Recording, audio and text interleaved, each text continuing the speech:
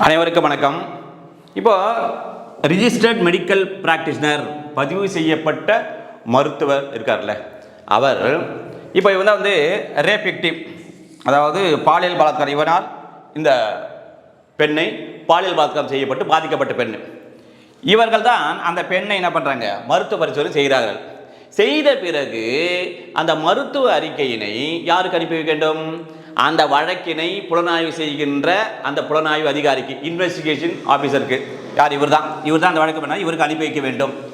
இப்போ ஏற்கனவே சிஆர்பிசி சொல்லியிருந்தாங்க, ஆஸ் பர் 164A சொல்லியிருந்தாங்க அந்த மாதிரி மருத்துவ பரிசோதனை செய்ய வேண்டும் என்று. என்ன இருந்தது சிஆர்பிசியில் என்று சொன்னால், வித்தவுட் டிலே என்று இருந்தது.